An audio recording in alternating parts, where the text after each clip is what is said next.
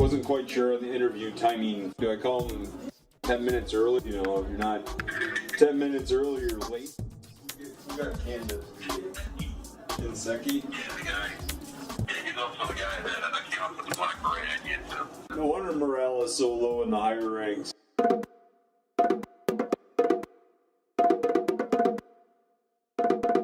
The VA has been in the news here on television, the internet. Give a little background on the story. The VA has been having issues. So today on the show, Drifter Radio presents Mirac. My adventures with the VA began in the summer of 2012. I had a very bad relationship. I decided I needed some help for PTSD and TBI, and decided to begin therapy there. They decided that it'd be best if they just put me up full of a lot of different types of narcotics and antidepressants. I was taking... Here, become our drug experiment. Yeah, I was taking roughly between 120 and 140 pills a day.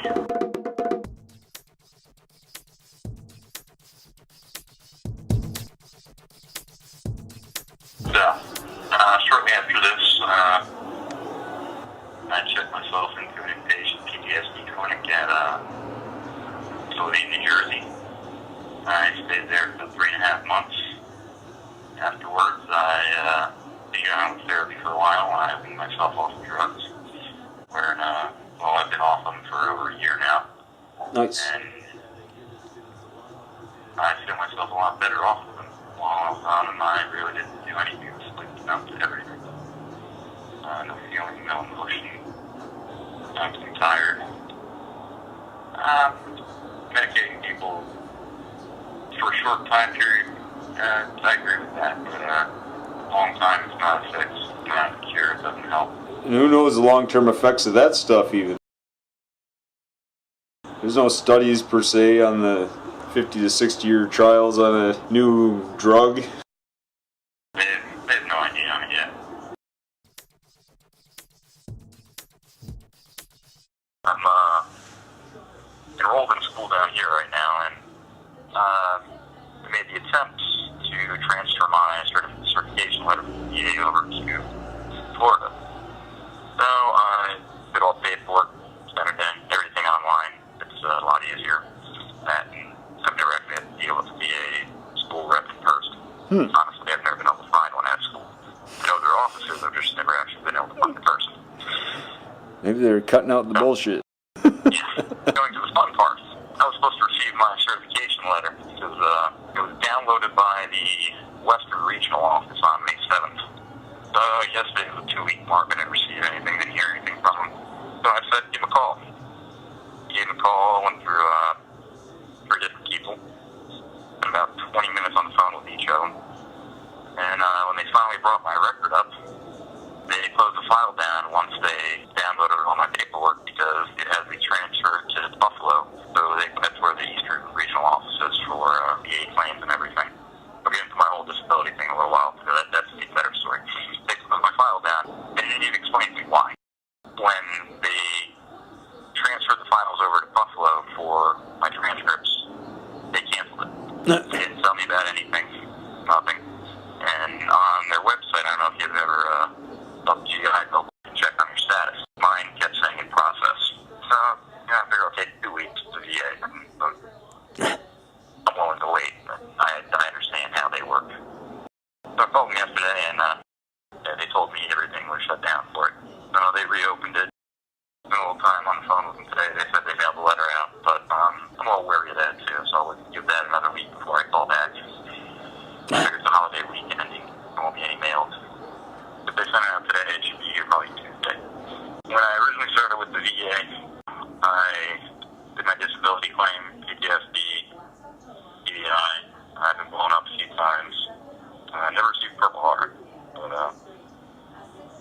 some other injuries too. I've had heat stroke 4 times. My airborne status, my entire active career. That in itself is pretty impressive to me. Well, I have bad bad knees and bad back, pumping around mountains and eastern Afghanistan, so I didn't help much either. But that's also How could that possibly hurt a person? How could that possibly excess weight like that and just wandering up and down mountains? Who could think that that would hurt somebody? Your own body weight on your back while walking up the mountain that's anywhere from like 7,000 to 10,000 feet. You know? Yeah. There's going to be some twisted joints and backs, knees, and... I filed my claim on July 31st, 2012. Roughly every 90 days, I get a letter from them saying that it's still in process. I'm up to 21 months now. Actually, be 22 months. Do you have like a calendar in your garage? You go out there and drink a beer, crush it, check off the box on the wall. I think the VA's wagering that we'll all be dead shortly. They're like, oh, well, you know, they ain't going to be around anyways. We'll just wait it out. Let's see how bad they can get, you know, before we pay anything.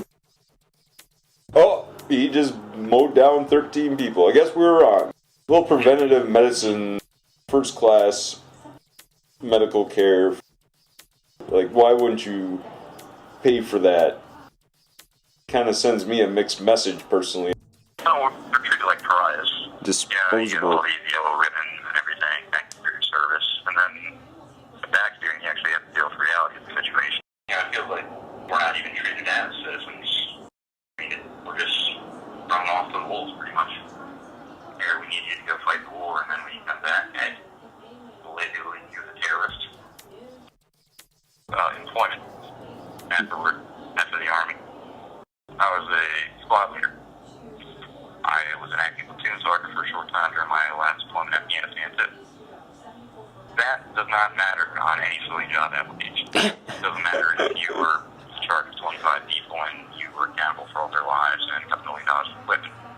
I was not entrusted to operate a forklift at a sand club because I didn't have proper training in the civilian world. I could drive basically anything short of having tracks on it. And it's pretty aggravating. In New Jersey, they have a VA employment officer where you write resume and stuff like that, and they try to match what's on your resume and, you know, all your records and everything with civilian employment. Mm-hmm. Things that they sent to me were, I'm also an EMT, so that's where a lot of it comes into. Working for EMS, you know, fire rescue around New York City area, North Jersey, you know, Newark, Jersey City, stuff like that. Working as an RN, I don't have a college degree. I am not a registered nurse, but apparently the education office, they thought somehow I was qualified to be a managing officer on an emergency room floor as an RN. It just goes into things like that. I'll say some emails. Another one was a warehouse manager, which I attempted that, and that's what the whole forklift thing came in. That was one of the Walmart subsidiaries. My actual title there, I only worked there about 3 months. I had some issues with people over there. Sam's Club is not a good place to work. I don't think anywhere in Walmart is a good place to work. Any of the Walmart corporation, anywhere. Yeah. After I told them I worked on a forklift and everything, Mr. Culture. Told me they were going to train me on it, and then they were going to certify me on it. No, they never trained me on it, they never certified me on it.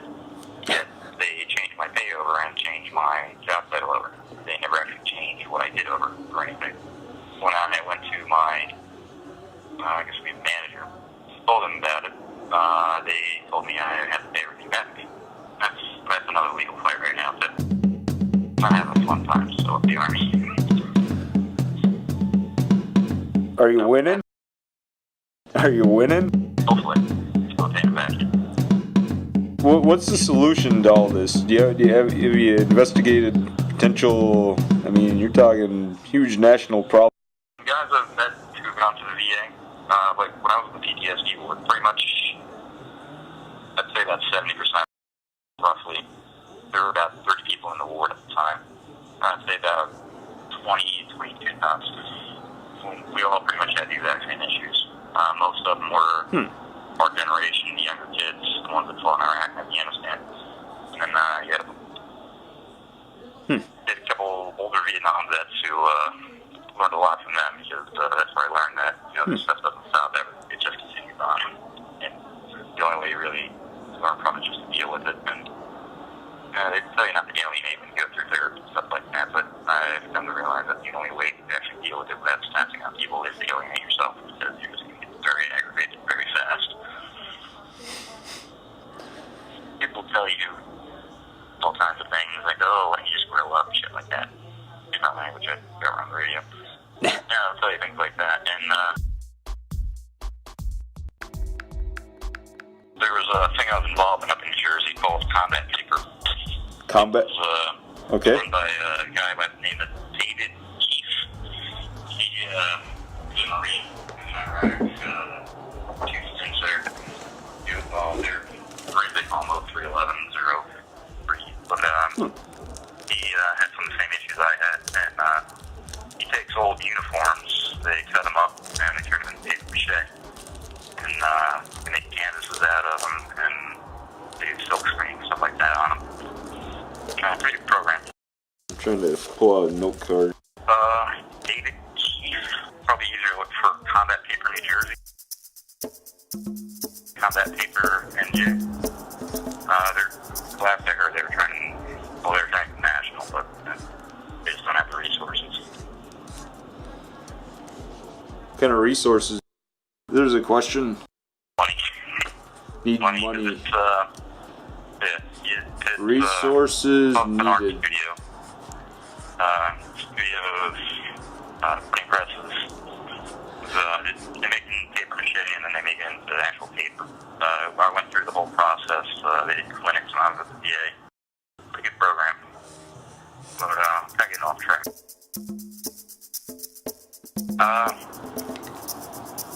Without completely purging bureaucracy and somehow redoing it, where you take a lot of bureaucracy out and you go into a direct line instead of having 15 people that are all at odds.